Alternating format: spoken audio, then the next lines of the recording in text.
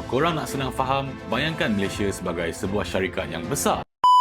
Pernah tak anda tertanya, apa beza antara ahli parlimen dengan ADUN, menteri dengan exco, parlimen dengan Dewan Undangan Negeri? Ramai nampak politik setiap hari, tapi tak semua faham bagaimana sistem negara kita sebenarnya berfungsi. Negara Malaysia mengamalkan sistem demokrasi berparlimen dan raja berperlembagaan. Apa maksudnya? Rakyat memilih wakil melalui pilihan raya, tetapi negara juga mempunyai Yang di-Pertuan Agong sebagai ketua negara, manakala kerajaan harian ditadbir oleh Perdana Menteri dan kabinetnya. Secara mudahnya, Yang di-Pertuan Agong ialah ketua negara, Perdana Menteri adalah ketua kerajaan. Sistem ini terbagi kepada dua peringkat utama, iaitu Kerajaan Persekutuan atau Federal menguruskan hal seluruh Malaysia, Kerajaan Negeri uruskan hal negeri masing-masing. Parlimen adalah badan penggubal undang-undang di peringkat negara. Parlimen Malaysia terdiri daripada Yang di-Pertuan Agong, Dewan Rakyat dan Dewan Negara. Di sinilah undang-undang negara dibahaskan, bajet diluluskan dan kerajaan dipersoalkan. MP bermaksud Member of Parliament atau ahli parlimen. MP dipilih oleh rakyat untuk mewakili kawasan parlimen.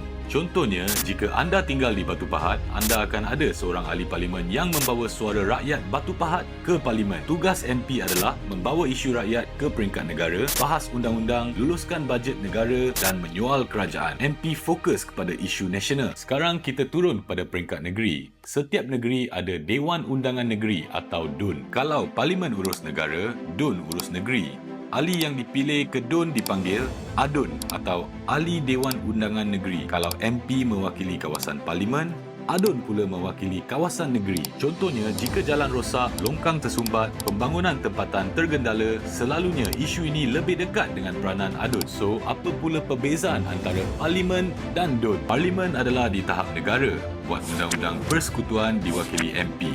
DUN di tahap negeri, buat undang-undang negeri diwakili ADUN. Contoh mudah, pendidikan kebangsaan diuruskan oleh Kerajaan Persekutuan, tanah negeri, hal ehwal tempatan, agama Islam diuruskan oleh Kerajaan Negeri. Ramai pula keliru tentang menteri dan exco. Menteri bertugas di peringkat Kerajaan Persekutuan.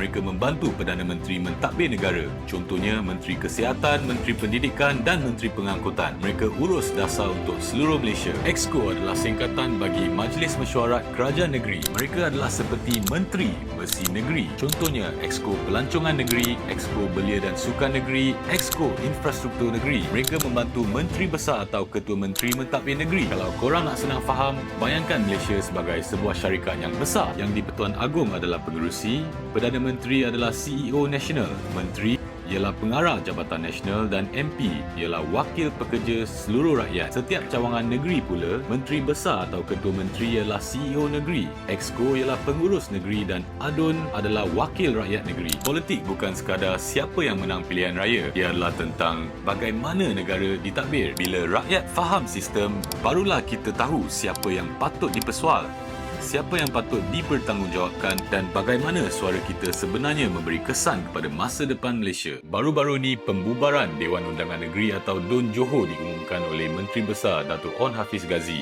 Bermakna dalam masa terdekat akan ada pilihan raya Johor. So ingat guys, mengundi adalah tanggungjawab setiap rakyat Malaysia dalam menentukan hala tuju dan masa depan negara kita yang tercinta. Marilah mari pergi mengundi, jangan lupa kewajiban pada negara.